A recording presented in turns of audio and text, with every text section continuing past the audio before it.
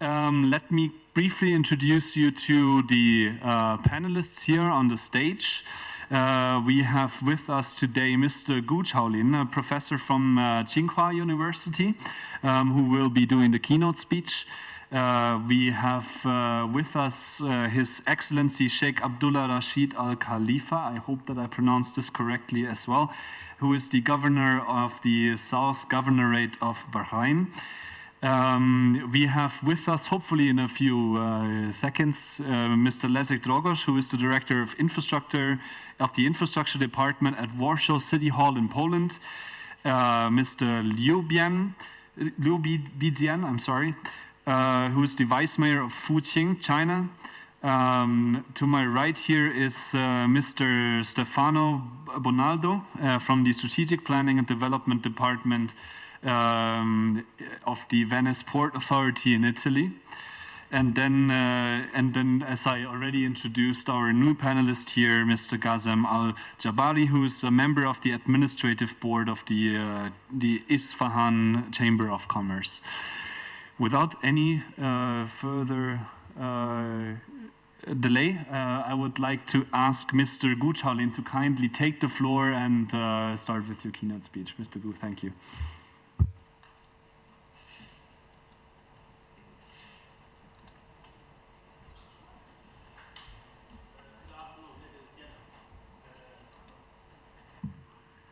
The first day, I would like to thanks for UNIDO invite me give some presentation. So usually I not my speaking English not very quickly or very frequently. So I prefer get the presentation in Chinese. Ladies and gentlemen, good afternoon.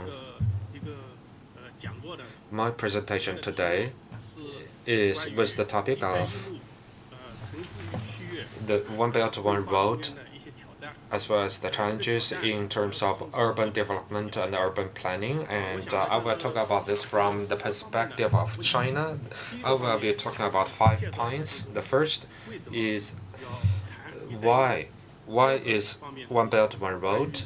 The second is the development goals of China and as well as the strategy in the future. The third part is the industrial development in the context of One Belt, One Road. The fourth part is the major part of my presentation. That is the challenges of the One Belt, One Road strategy from China's perspective. The fifth point is the UN Habitat 3 objectives and also the way forward. As for the first point, that is, I'm going to use 3 transparencies to talk about why One Belt, One Road. The first transparency is like looking back. Mr. Richthofen, he proposed the idea of Silk Road. He talked about the Silk Road on land, but in the dynasties of Ming, Qing, and Yuan, in those 3 dynasties, China also played a role in maritime trade. This transparency is about the current status of China, that is, what changes have taken place in China's position in the world trade system. In 1978, China only accounted for 1.2% of the total world trade volume, but by the year 2010, China had become the second largest economy in the world. By the year 2013, China's trade volume already became the biggest in the world. In 2015, China's export volume accounts for 12% of the world's total. So China now has trade relations with around 120 countries in the world. Most of the trade is concentrated in this area. The third transparency is about the future. That is the future of China's trade with the rest of the world, the major trend. Most of the trading activities of China will be carried out along the One Belt, One Road, where we find the concentrations of people and industrial activities. Now, the second point. By the year 2050, what would be the development goals of China as well as the spatial strategy? There are three goals in three different stages. By the year 2020, we want to develop China into a moderately developed country, and also by the year 2035, we need to accomplish the urbanization process in China. By the year 2050, we strive to build a green, equitable, urbanized society.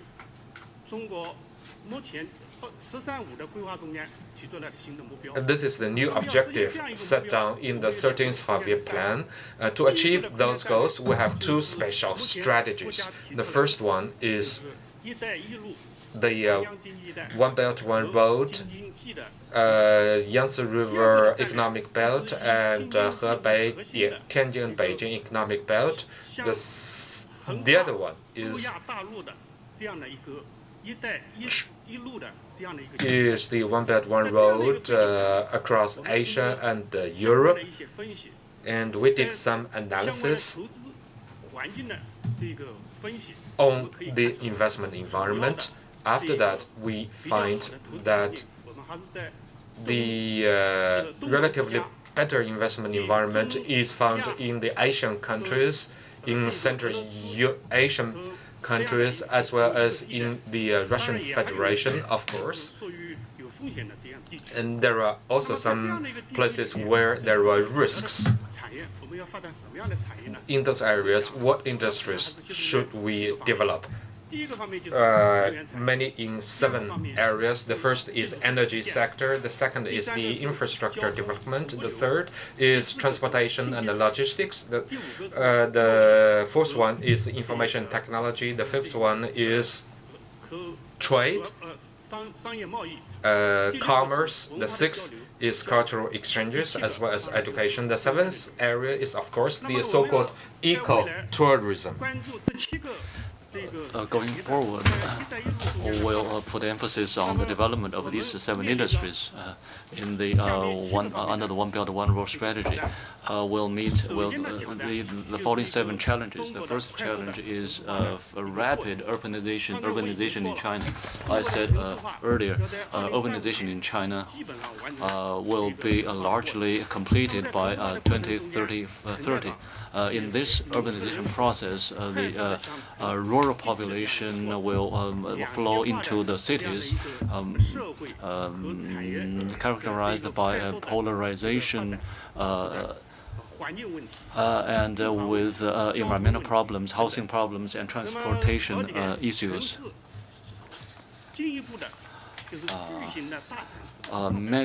The development of mega cities will accelerate. This slide shows the development axis of urban system in China by 2050. 4 horizontal and 5 vertical axes by 2050. This might be what the system looks like. This is the first challenge. The second challenge is China's economy is in a new normal. This slide shows the slow development, economic development areas in China in the first quarter of 2014 in the southeastern China. This slide shows the first quarter of 2016. GDP growth concentrated in the red areas, in the central and the southwestern areas. Yunnan and Guizhou, these 2 provinces have become become provinces of rapid economic growth. This requires urban development and infrastructure, new infrastructure development concepts. The third challenge is overcapacity in certain industries in China. This is mainly concentrated in the manufacturing industry, the steel, glass, the chemical industry have overcapacities. The fourth area is how we respond to the Paris climate change agreement. Post that agreement, the challenges China faces. In the next 20 years, China's economy, particularly the GDP and the population, will continue to grow rapidly. In particular, in energy in particular, the coal use will increase. This chart on the left shows projections for energy development. On the one hand, we need development. On the other hand, we need greenhouse gas emission reduction. The fifth area is the outward direct investment has been growing to about $4 trillion.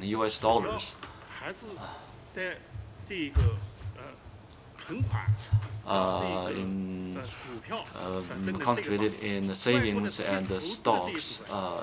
Foreign outward direct investment accounts for a small share. On the left chart is for China. The chart on the right is for Japan. This shows the inefficiency of direct investment. The sixth area is the pressure on the ecosystem. We know the One Belt One Road crosses several geographical areas. One is the tropical and subtropical forests. The second is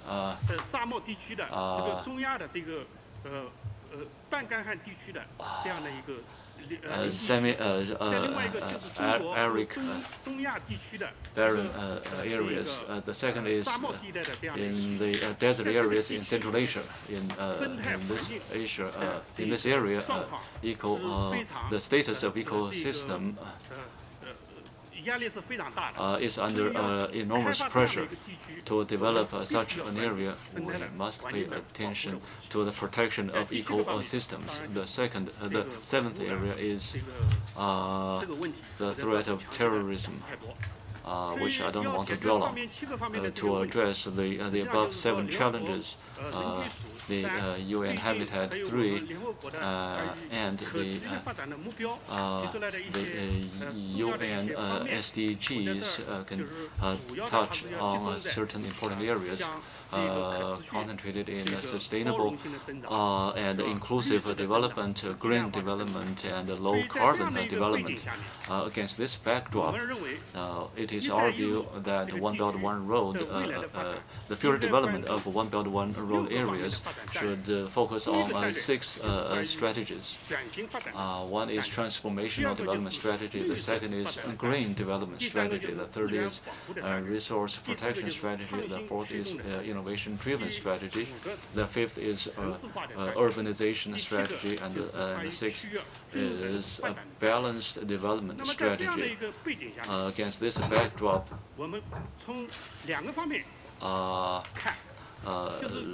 looking at it from 2 perspectives, the important aspects of One Belt One Road is China's overseas industrial parks are divided into 2 categories.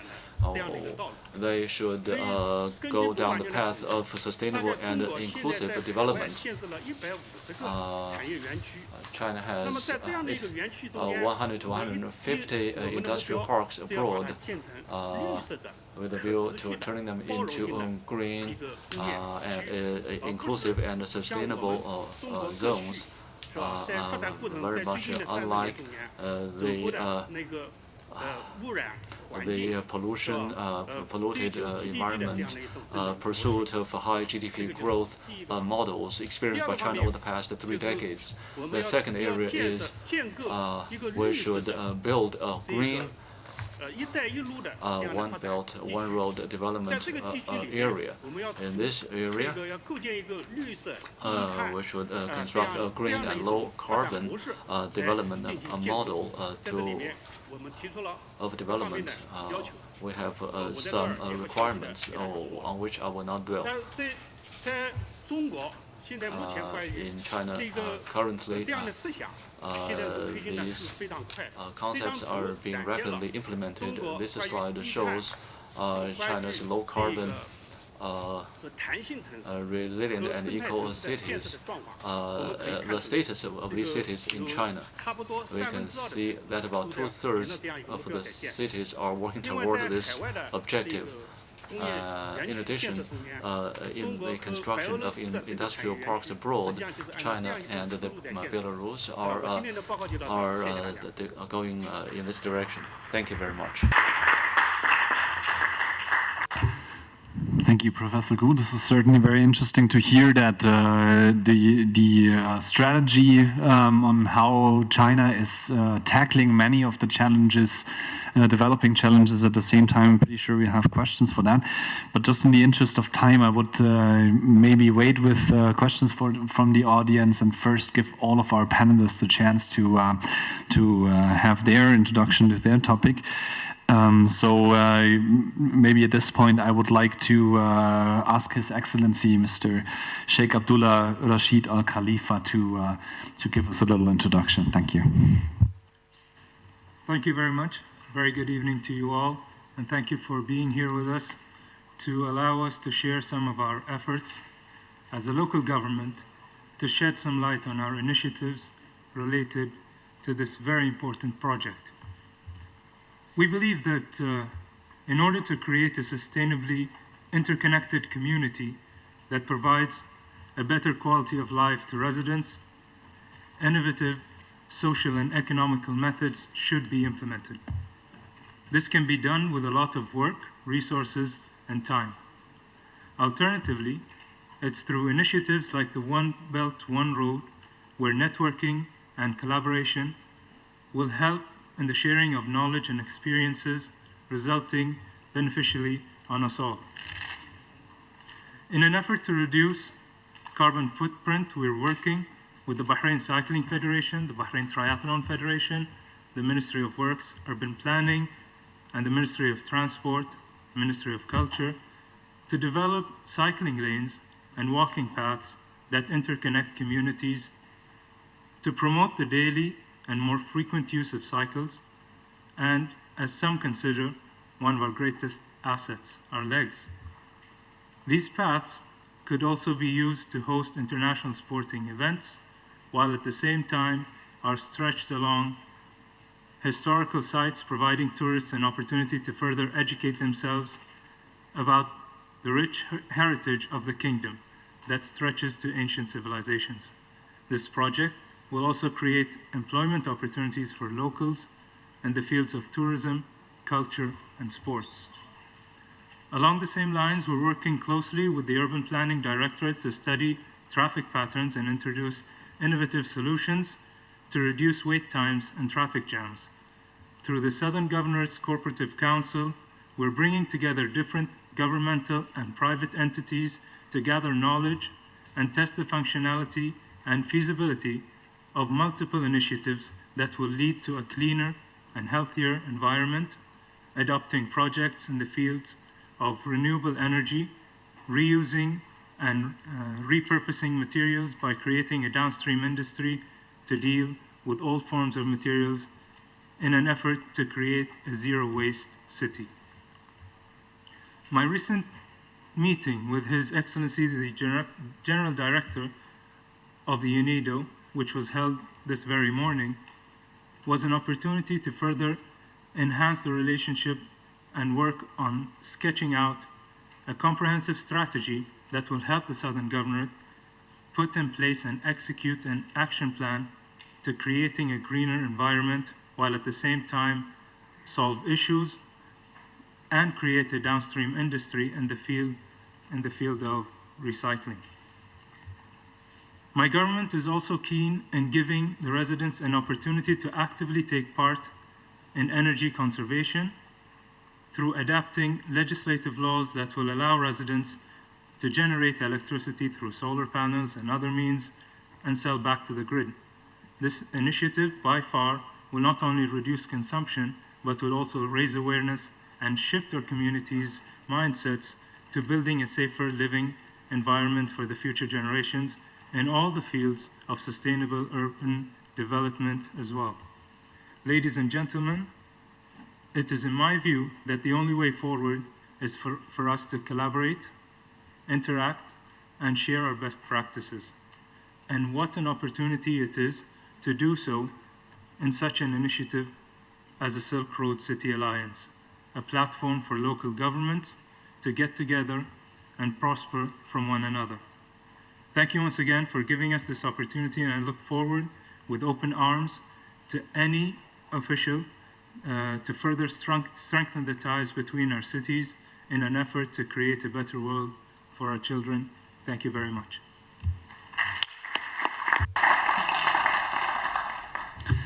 Thank you, Excellency. This is certainly very interesting to see how cooperation is important from your view on the local level when you're bringing together cities and the city and businesses that are providing solutions for it, as well as on the international level through initiatives like your cooperation with UNIDO and OBOR.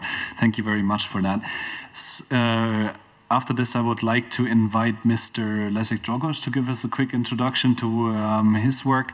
He is the Director of Infrastructure Department at Warsaw City Hall, Poland.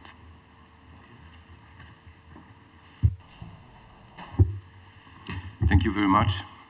In the beginning, I'd like to stress that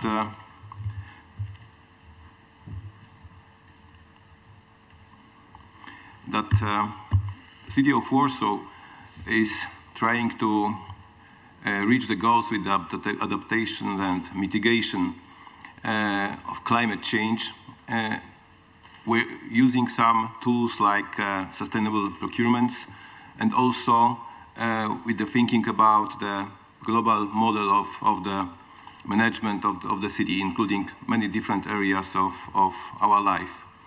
As Professor Gu presented in his words, the large global economies like China and many other, they have a big influence for the environment, for the climate. And I am asking myself, is city of Warsaw also has? I think yes. So we have also to do something to work deeper and to work faster to change the situation, to help the climate, to help the environment. I'd like to start from a few words about the city of Warsaw itself. This is a city in the city limits. It's 517 kilometers. This is not much smaller than Jakarta, but in the number of inhabitants, it's really small, 1.7 million. And so in our metropolitan area, we have 3.3 million inhabitants. The budget of the city of Warsaw as a municipality, this is 3.5 billion euro. And area of the city is covered by the green space in 30%.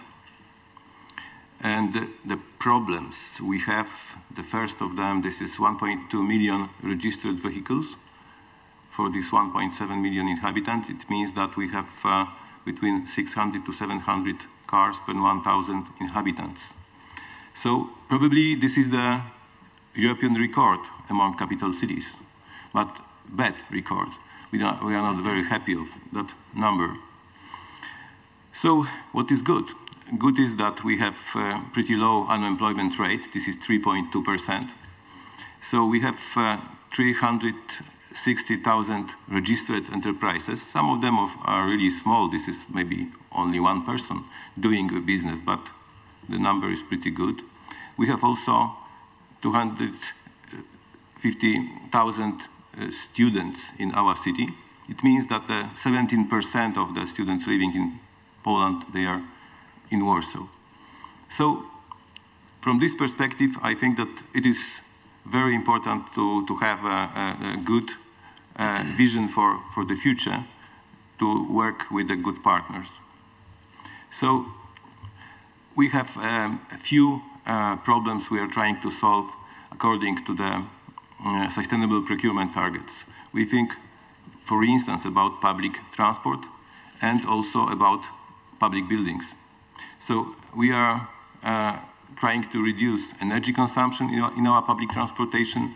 We try to reduce CO2 emissions and, of course, emissions of the NOx and the other pollutants like particulate matters. So in our goals for the year 2020 in public buses procurement, this is to have new 20 hybrid buses, to have 15 CNG buses, and to have 140 electric. So this number with the electric buses, this is a really ambition, because I don't know any city now in Europe to have more than 50 buses, electric buses in the fleet of buses. So from the public buildings, so we are, of course, working with the respect to European regulations, and after the year 2018, we all have to accept a new model for the new code for the constructed buildings, and of course we are trying to do the same in Poland, and of course we are trying to think how to be more ambitious, how to be more active in our city of Warsaw. So currently we are thinking about a specific model for the improvement of the energy efficiency of the buildings in our city. So coming back to cars, so we currently, the number of the environmentally friendly buses in Warsaw, this is not very large. As you see, this is for hybrids, 35 CNG gas and 10 electric buses. And we are working with this transformation of the system. Currently, we are just after the tender for next 10 buses, so we will have 20 in short time. So also we are working with some kind of environmentally friendly activities with the analysis of the energy efficiency of education buildings. So we, in a short time, achieved 28,000 tons of the reduction of CO2 emissions from that buildings. And of course, this is giving also the energy cost savings on the level almost 5 million euros annually. So in this model of work, so we are also trying to use some money from European Union. Warsaw and Poland is still in this good situation that we still have help from the European budget. So we are preparing the large contract for the low emission buses with the number 130. This is not finally decided which one of the environmentally friendly propulsion we will use, but this is all, of course, electric, hybrid, or natural gas powered buses for the city of Warsaw. And of course, we are finishing our guidelines for improving energy efficiency of public buildings. This ordinance will be signed by the mayor in close time. And a few short information about our path. We started in 2008 with the establishing of Climate Protection Committee within the City Hall. The chairman of this committee is our mayor, Hanna Gronkiewicz-Waltz. I have the honor to be a deputy chairman of this. So we joined the initiative Covenant of Mayors. Warsaw is from the first day of this initiative, so we are founder member. We established our Sustainable Energy Action Plan for the city of Warsaw. It is adopted in 2011. This plan is covering investments with the 4 billion euros to reduce CO2 emissions in the area of the city of Warsaw. And we started to use first environmentally friendly buses in 2011. In 2012, we started with the groundbreaking initiative. This is the bike sharing system. It was almost nothing in Warsaw before this time. Currently, we have millions of people using the Veturilo bike sharing system, and we have, of course, very fast development of the city bikes system. In our city, we currently have about 500 kilometers of the bikes for the bikes, and also in the projects financed by European Union.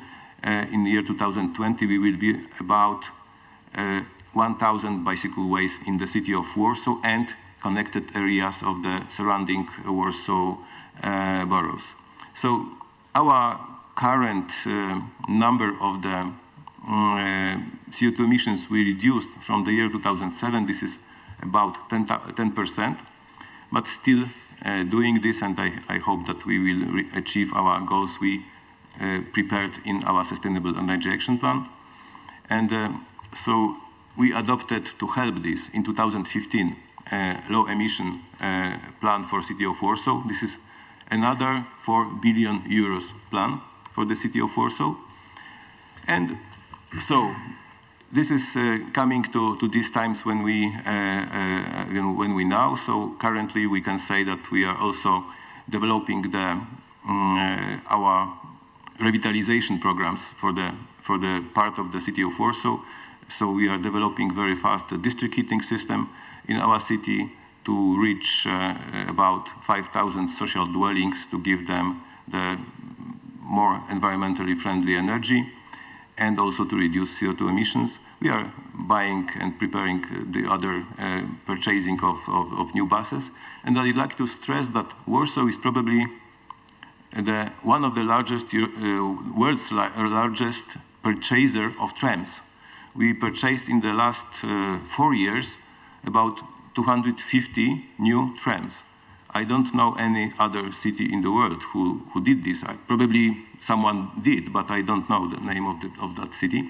So this is also very, very fast growing investment in new fleet, but also with new tram lines. The tram lines we have as a heritage after the communistic system, but now we are still developing and we are still working to have new ones. So our CO2 reduction plans are not very ambitious now. This is only 20% to the year 2020. But we are working currently to have the new ambitious goals beyond 2020, and we will have this prepared for the year 2017. And I am sure that it will be really interesting for everyone. Also, we are trying to reduce our air quality, to improve our air quality in the city of Warsaw area, because Poland is very bad in this area in the comparison to the other countries in European Union. So we have very bad results. Warsaw is maybe not so bad like the other parts of our country, but we are still have something to improve. And this is a short description of what we are doing in our city. And we are trying to help environment, trying to help climate, and also trying to help state and European policy in this area. So thank you very much for your attention.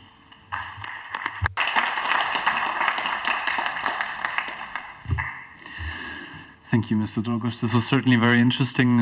Would love to hear a bit more about what the main driving force behind all of this is for you, whether it's rather the climate or whether it's a transport strategy, or if there's any main thing that you would address maybe later in the panel discussion. Now we're moving to Mr. Liu Bijian, the Vice Mayor of Fuqing in China, for a quick introduction. Mr. Liu, the floor is yours. As you wish, 也可以去那边讲话。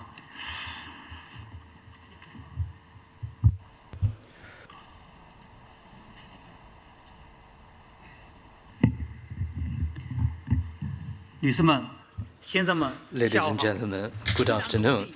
I'm very honored to take part in this event, to share the development concepts of One Road, One Belt strategy. The slides are the pictures of Fuqing City. We have a belief in China that is be friendly and be inclusive. The strategy of One Belt, One Road, proposed by President Xi Jinping, is a strategy for common prosperity and cooperation. The city of Fuqing is situated on the east coast of Fujian province. Its geographic location is 25 degrees 18 minutes north to 25 degrees 72 seconds north and 119 degrees 3 minutes to 42 minutes east. It has a coastline of 408 kilometers. It is the city closest to Taiwan. Our city has a very special location, and it is an industrial city. It has 2 state-run development zones and 2 provincial development zones.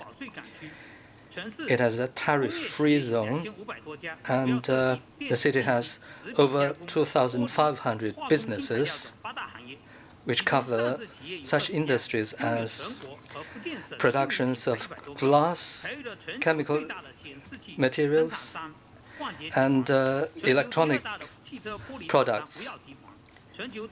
We have the largest display production facility in the world, and we have the second largest automobile glass manufacturing facility, and we have also the world's largest suitcase manufacturing facility in our city.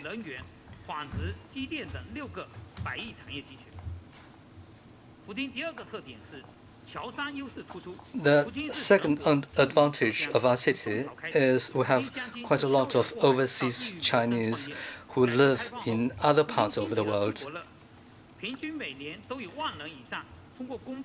Every year, there are over 10,000 people going abroad to study, to work, and to make investment. We have over 1 million compatriots of our city who live overseas. They live in over 130 countries and regions. The total assets of overseas compatriots amount to $80 billion. There are about $10 billion of investment from overseas compatriots. Our city is also a port city. Along the 408 kilometers of coastline, 170 kilometers can cope with deep water vessels.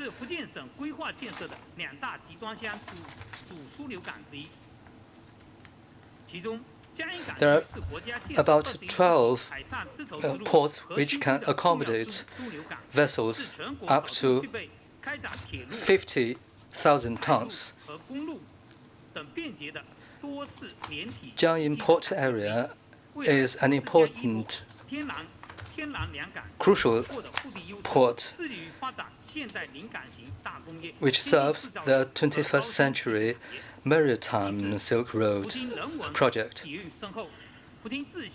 Another advantage of our city is we have very deep cultural history, and the history can trace back to 1,300 years. We have 2 4A level state parks, 1 state forestry park, with forest coverage of over 50%. Our city is also the birthplace of one group of Buddhism of China and of Japan.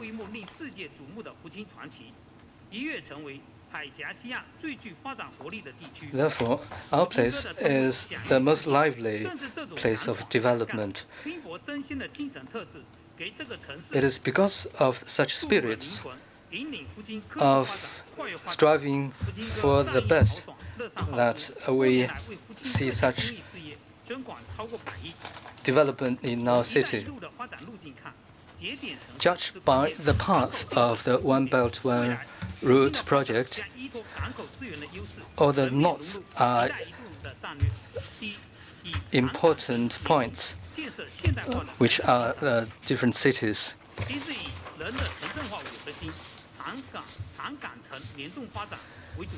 And we are building a modernized new harbor city. We are pushing forward industry, and we are also upgrading our development and industry. Since our city is very close to Taiwan, there are about 274 enterprises from Taiwan which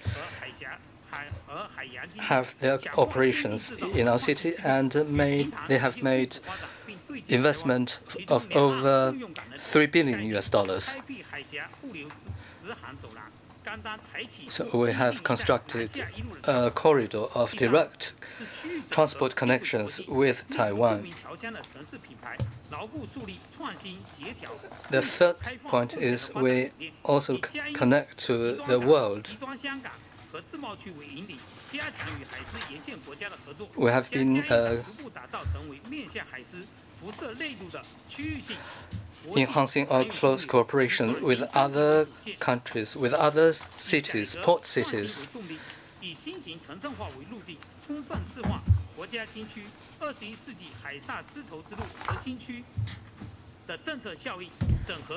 We have been carrying out the state policy of 21st century maritime Silk Road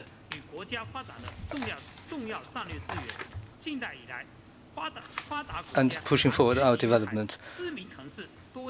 In recent years, recent history tells us that developed countries normally have based their development on maritime activities. So we are also going to take this opportunity. We also face different challenges. For instance, the difficulties in opening up the market. The second is the lack of enthusiasm of enterprises to take part in this project.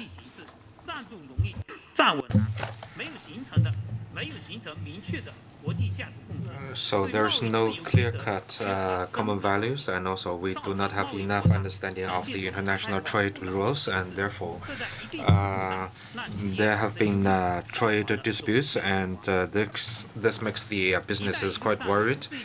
The One Belt, One Road strategy represents long and complex as well as arduous system engineering, with both opportunities and challenges. The city of Fuqing is ready to face up the challenge, and we will effectively strengthen the cooperation with the countries along the road and along the belt. Fuqing has a great potential and has very great demand for industrial development. We welcome very much Austria and other countries to cooperate in Fuqing. Fuqing will be inclusive, will be open, so as to strive for shared prosperity. Thank you. Thank you, Mr. Liubidian. Very interesting introduction to your beautiful city and the important strategic position that it takes also for the OBOR initiative. Thank you very much for that. Now we're moving to Mr. Stefano Bonaldo to my right. I'm just going to hand the floor directly over to you because we're pressed for time a little bit. Thank you very much, Mr. Chairman. Good evening, ladies and gentlemen. And thank you very much to UNIDO for extending the invitation to my institution I have the honor to speak on behalf of, which is the Venice Port Authority. And after the intervention that Mr. De Martini made just a few minutes ago, my one comes to tell you something about the other side, or the second side of the city, which is the port side of the city of Venice. Because Venice, besides being a magnificent city and a cultural hub, is an important port as a commercial hub for cargo moving internationally, but mostly internationally, and in the route connecting the European continent toward Asia back and forth.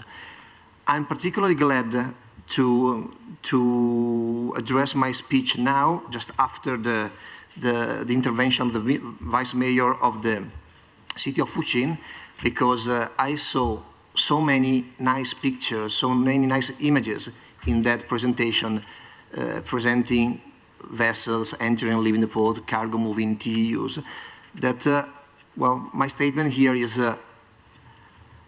try to show you, to share with you the project that the Port Authority and the City of Venice have in mind to develop its role, the role of the city, the role of the port within the 21st century maritime Silk Road. I'm talking about the Port of Venice and the port of the North Adriatic Sea, which is a small sea within the Mediterranean, and to understand how suitable are these ports for the One Belt, One Road initiative purposes. I've heard many from all the panelists that have spoken before me, many times words that sound like good words to me, like green, inclusive, sustainable, energy-saving, cooperation.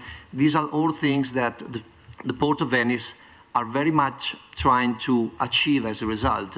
And as much as the Port of Fuchin is already been playing as the eastern terminal of the maritime Silk Road, the Port of Venice has been doing its best to become the western terminal of the maritime Silk Road. And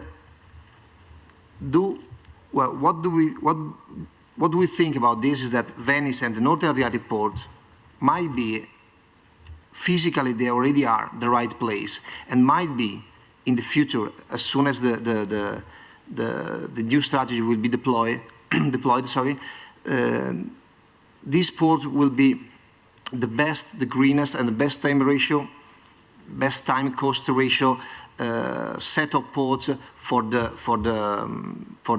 maritime Silk Road itself, allowing for the longest maritime leg with bigger and cleaner vessels up to 18,000 TEU, for the shortest land leg, so reducing the environmental impact of the land leg transport system, with an innovative port and logistic handling of mega cargo solution that I will shortly show you in a video. This just to give you an idea of what we are talking about if we refer to geography. Now, there are already cargoes moving from, let's say, Shanghai. I've picked just Shanghai as an example of a Chinese port toward Europe. Most of the cargo now goes straight into the European market through the northern European ports, namely Hamburg, Antwerp, and Rotterdam.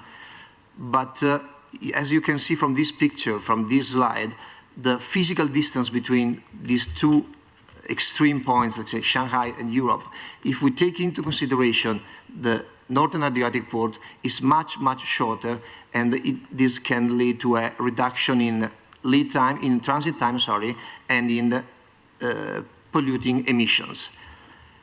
Well, I would like now to draw your attention to a short video that tells you the story about Venice and the project that we have to play a better and central and paramount role in the overall strategy, in the forthcoming strategy. Please, if you can play the video. The sound.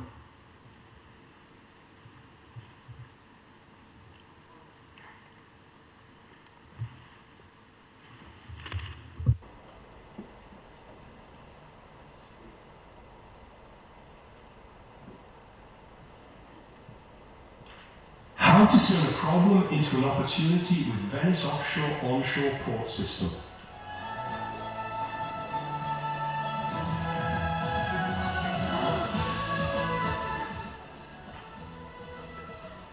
The European manufacturing geography has radically changed in the last 15 years. The productive sites have shifted to the east. European trade flows, patterns and the logistics system have also needed to change accordingly. The Port Manufacturing Accessibility Index shows that Venice, among the European ports, is the best gateway to serve growing Central and East European manufacturing regions. In the meantime, the maritime transport sector is serving growing traffic flows due to market globalization with ultra-large container vessels of 18,000 TEU and beyond. But megaships call for megaports able to handle mega cargoes. This is especially true in the trade relationship between Asia and Europe. In China, megacargoes can be handled by a logistic chain based on a few bundling and unbundling points and large operation yards in huge ports.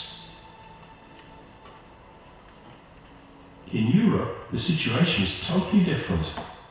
In this region, an ultra-large container vessel has to call to more ports because of their limited operative capacity, either due to limited nautical accessibility or lack of operational yards and or lack of forwarding capacity, or to use barges to forward megacargoes to megaships, like in Rotterdam.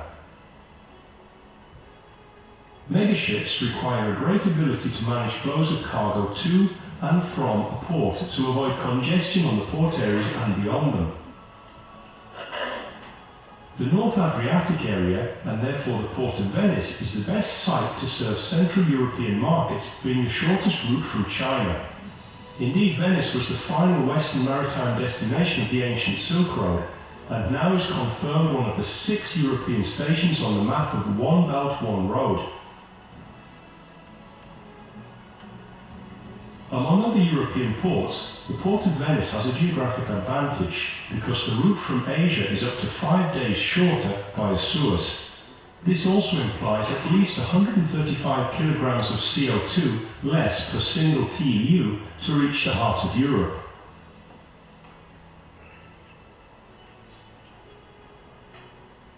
To play this role properly, Venice has conceived a new port system, well suited to accommodate any ultra-large container vessel, the Venice Offshore-Onshore Port System.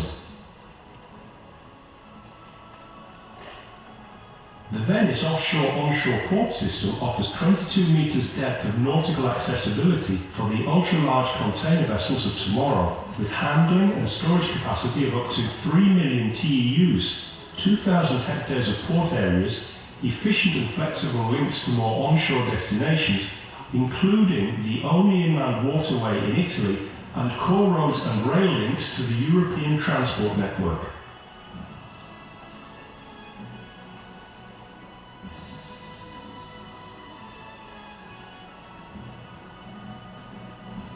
Therefore, the Venice Offshore-Onshore Port System represents the missing link between massive global trade, efficient bundling and unbundling of megacargoes, and small-scale European ports.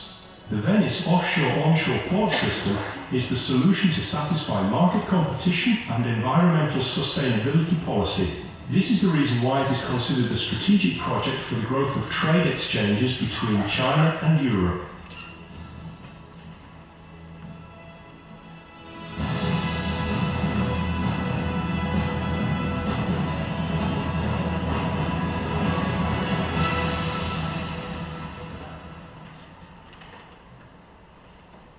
Well, okay, the video is over, and that just wanted to show you what we have been doing to increase our physical capacity and to cope with all the requirements that the new transport system requires itself. So being green, being effective, being short, being very fast. And just to conclude and to tell you something about how the Venice offshore port system copes with the Paris COP21 that took place last year in Paris, providing guidelines for the environmental emission. This project is very much at the cutting-edge technology to reduce the environmental impact to the minimum, and on the other hand, to increase the level of efficiency. Up to now, we have received, we have ended out the project to a couple of evaluators, and we have received quite good feedback from them in terms of the OECD and a technical written magazine that is based in New York, that wrote something interesting about the effectiveness and the replicability of the project that suits perfectly the requirements of the overall strategy and the Silk Road, especially in the maritime side. Thank you very much for your attention. The details you might be interested in are there. My contact details are there as well. Thank you once again. Thanks, Mr. Bonaldo. Now we have one more speaker, Mr. Ghazem Ali Jabari. I will give him also 7 minutes. Please bear with us because Mr. Jabari has kindly asked for translation from Farsi, which we weren't able to provide. So kudos to you for still taking the opportunity. And then at 5, we unfortunately will have to wrap up this session on the dot because I was notified that our translators will only be there for another 15 minutes, and we have another Chinese speaker, Mr. Hang, from the Vice Mayor of Fuzhou in China, which we are all excited to hear. But I think that even if there is not much time for questions for the panelists, for which I apologize, we will have the opportunity to ask some of these questions later when there may be a short break. Okay. Yes. Okay. There you go.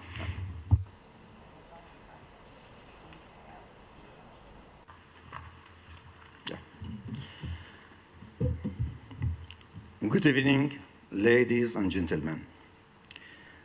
First of all, thanks UNIDO and Mr. Mendel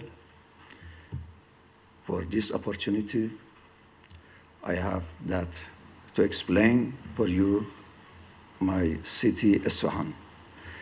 Isfahan is center of Iran, and Iran is in the Middle East. Isfahan is one of the historical city, the city of the industries, art, and handicrafts. The Isfahan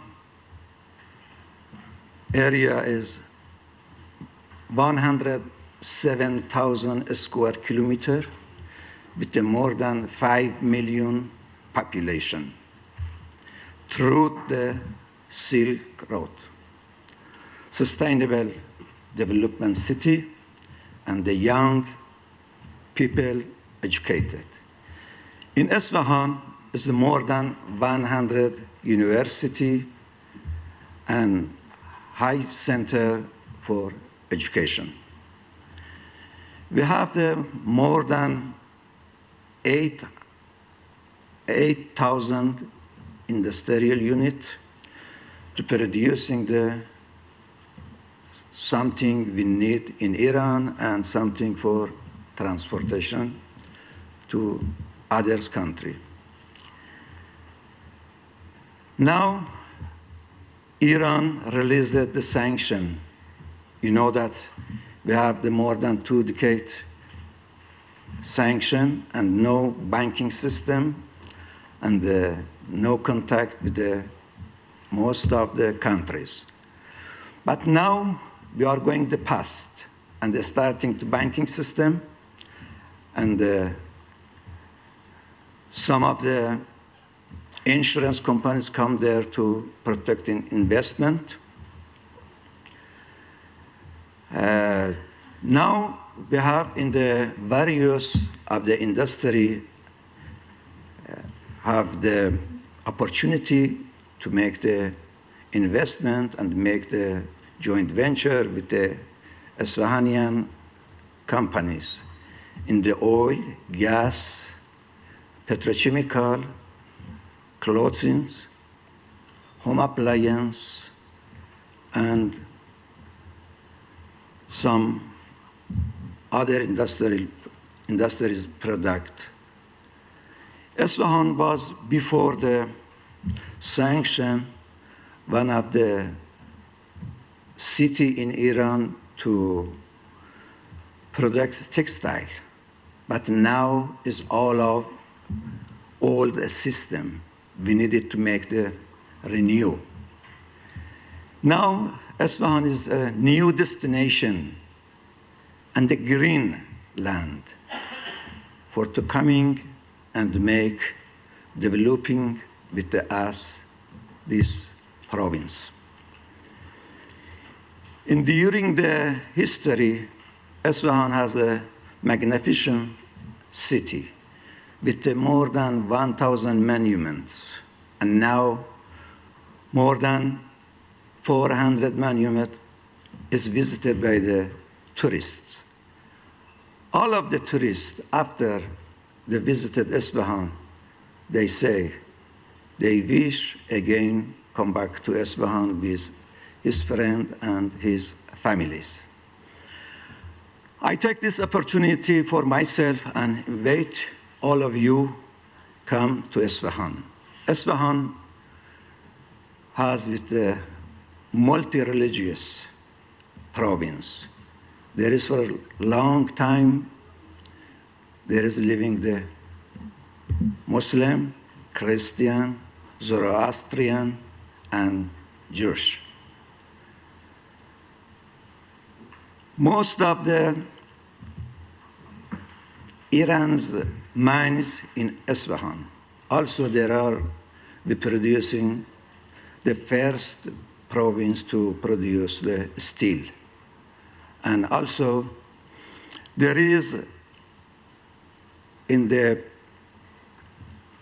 big area with the 4 seasons in the every time. For example, in the north and the south of province, usually we have 20 degrees different, and this make good for to producing the agricultural produce. Would you come to Isfahan at the first for historical and for visiting the area, and then study about the opportunities you can find in Isfahan? Thank you very much.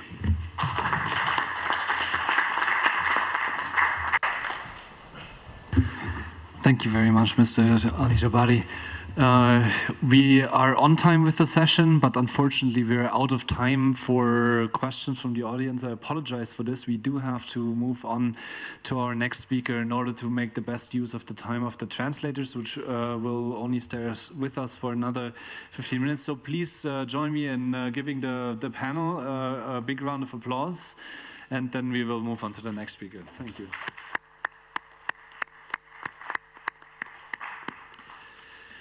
Okay, so now I was informed that it is Mr. Han Dong's time to take the floor. He is the Vice Mayor of Fuzhou in China and will give us another introduction, and I kindly ask my fellow panelists to follow me off the stage. Thank you.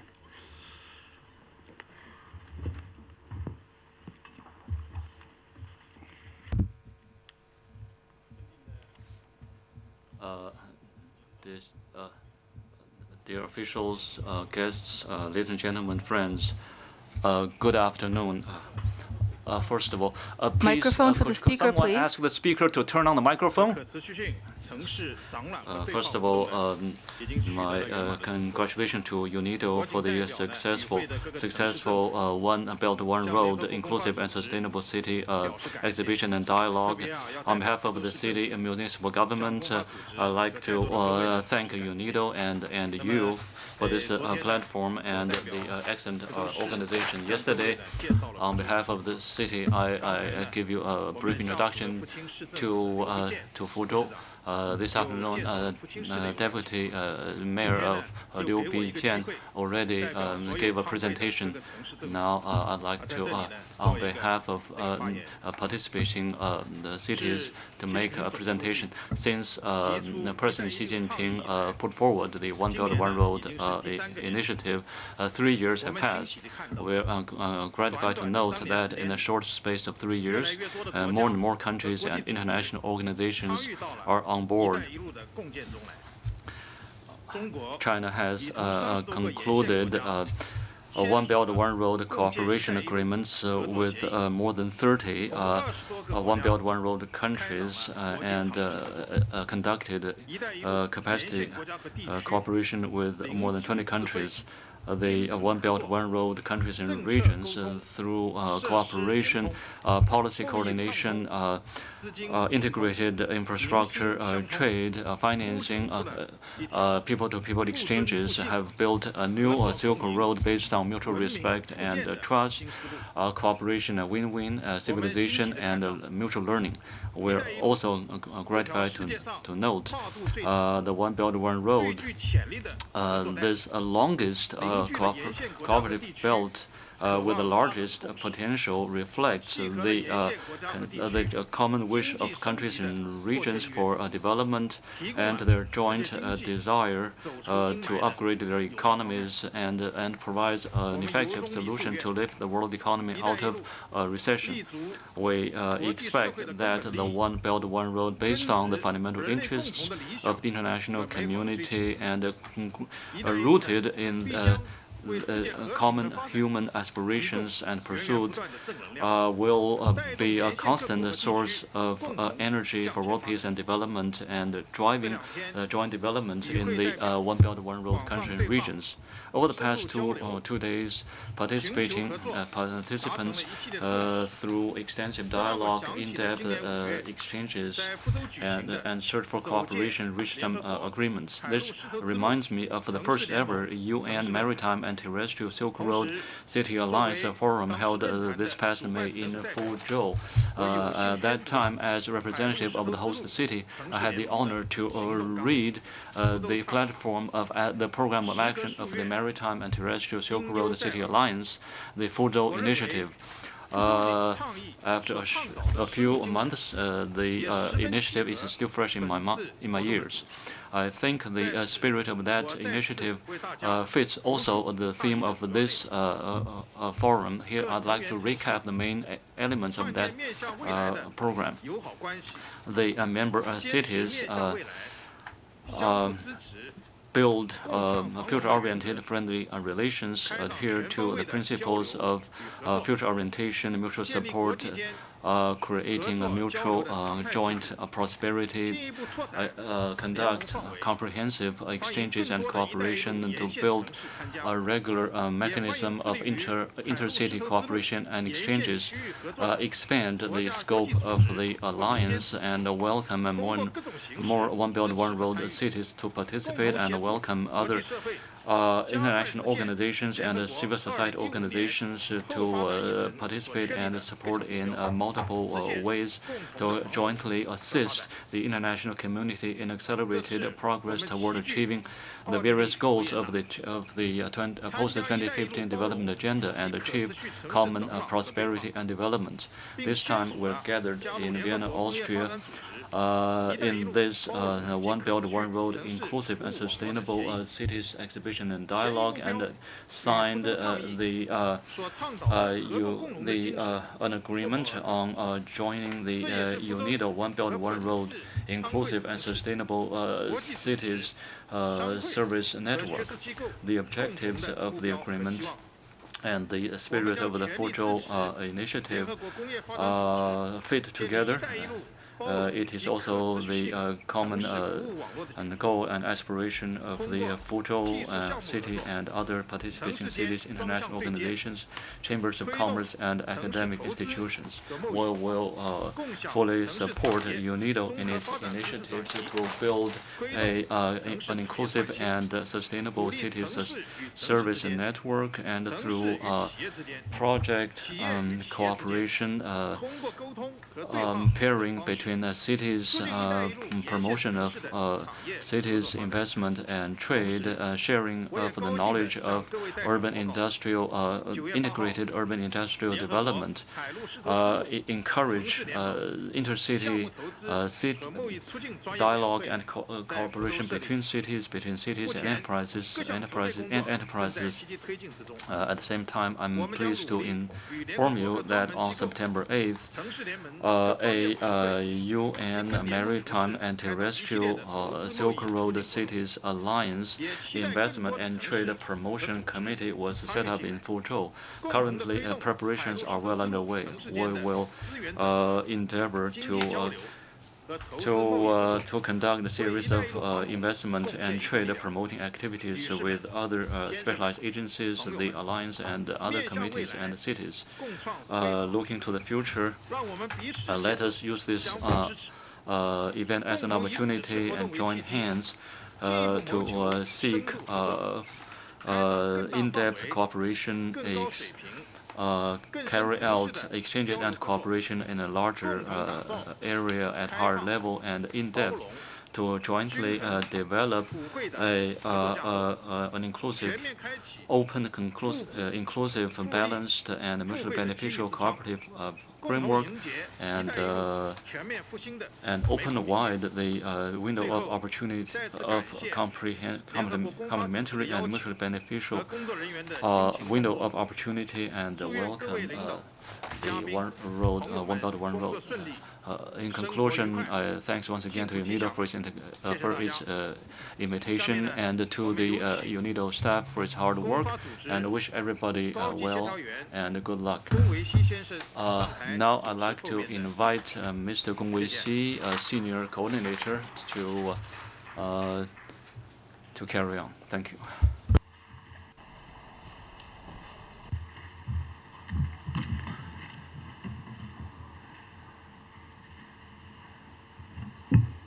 Ladies and gentlemen, we have been approaching the last session of this forum today. Before we complete the last session, we will let me pave the way for the last session. As all you know, we have established the UNIDO One Belt, One Road,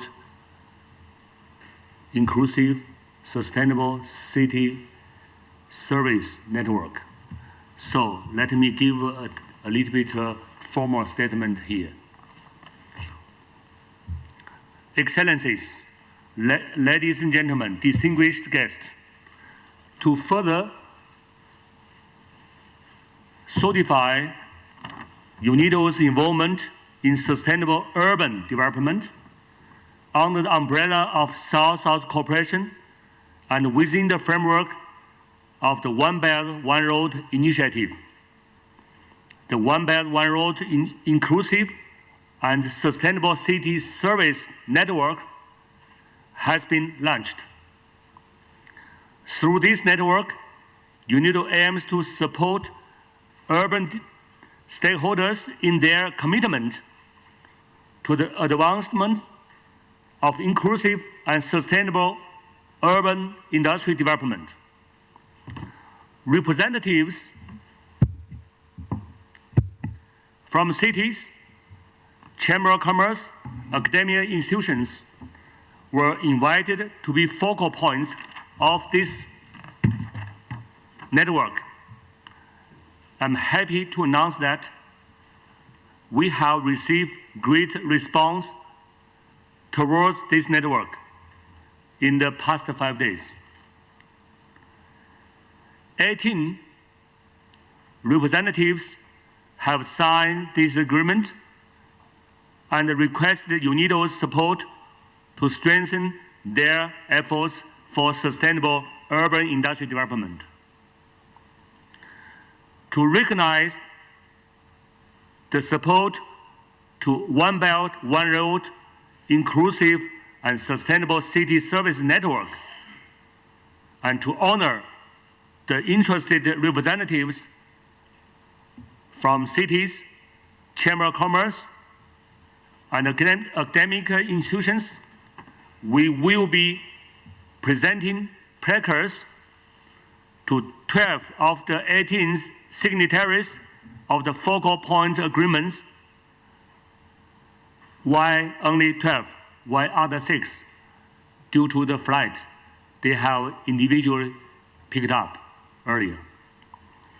As some of the signatories are unable to attend this moment of honor to accept this placard here. So, ladies and gentlemen, wait for a moment. Let us wait my colleague, the Deputy to the Director General, come here to present.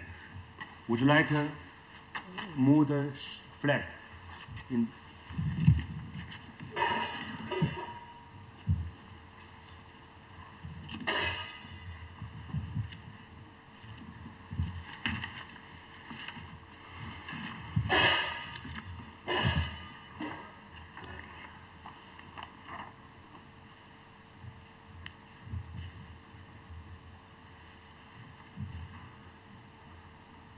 So I will invite Mr. Taizo Nishikawa, Deputy to the Director General and Managing Director of External Relations and Field Representative at UNIDO, to kindly come in front of the podium and honor the signatories present on this occasion. Ladies and gentlemen, please welcome Mr. Taizo Nishikawa.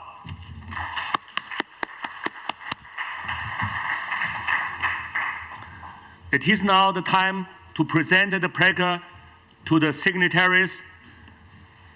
I will announce the name of the signatories, and the signatories are kindly requested to come in front of the podium. From that end, come here, hand over the placard and shake hand photo, and go and stay here aside for a while, and finish one by one and make a group photo. First, according to the sequence of sign in, okay? Mr. Oscar San Moreno, Mayor Cagayan de Oro, Philippines.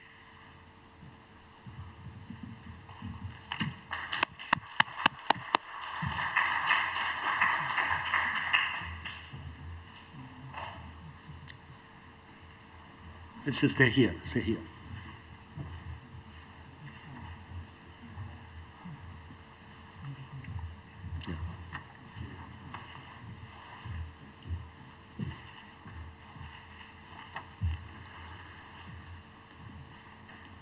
Mr. Han Dong, Vice Mayor, Fuzhou, China. The next one would be Mr. Chen Rongzhou, Vice Mayor, Quanzhou.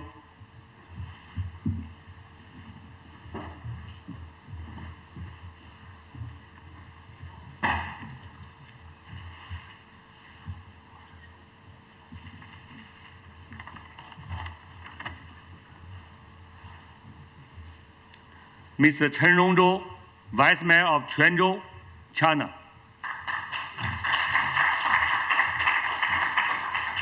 Next one, Dr. Aran Peroni, lecturer of the Sweden Business School. Not yet here, I suppose. Next one is Dr.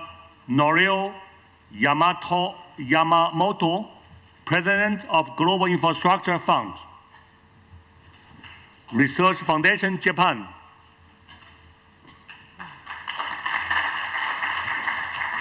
From another side, preferable to another side. Yeah?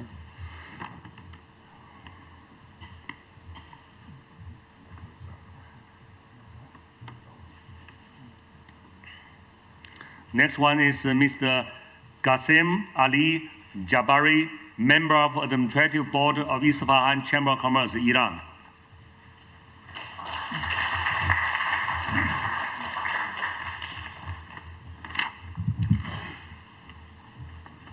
The next one is Mr. Shi Liangxin, the former Dean of Institute of Virtual Computing Technology, Hebei University of Technology, China.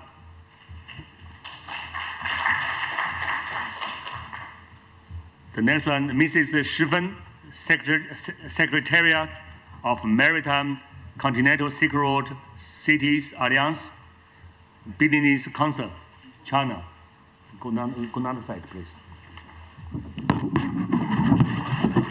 The next one is Mr. Xi Wenhua, Director General of UNIDO International Energy Centre, China.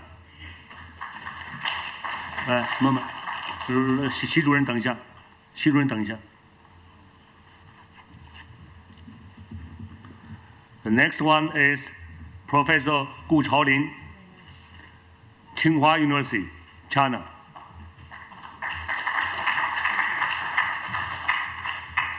The next one,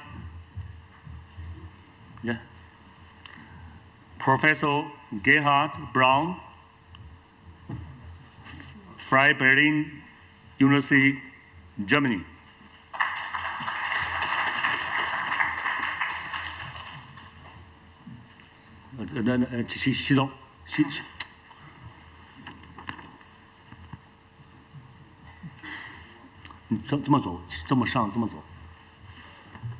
Professor Gu Chaolin, Tsinghua University.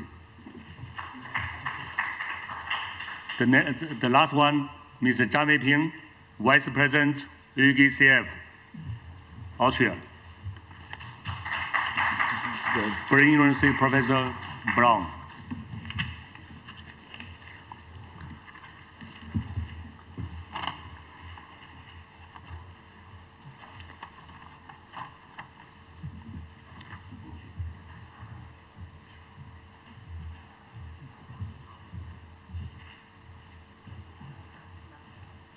I welcome all receive or placards come to the front of the podium to have a photo, group photo with the Deputy Director to Deputy Director General of UNIDO, Mr. Taizo Nishikawa.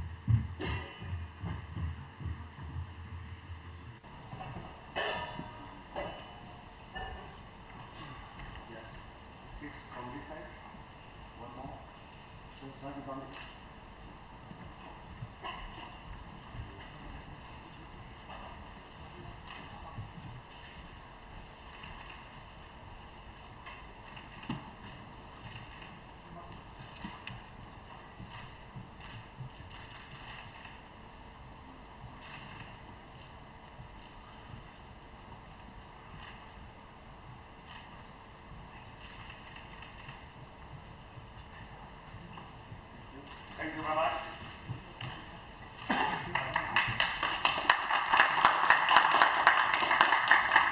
Take your seat here. Ladies and gentlemen, take your seat for a while. I welcome Mr. Nishikawa come to the podium. Ladies and gentlemen, we have now reached the end of this forum, and I have the honor to invite Mr. Taizo Nishikawa for the achievement and highlight and the closing remark. Please take a seat for a while. Thank you.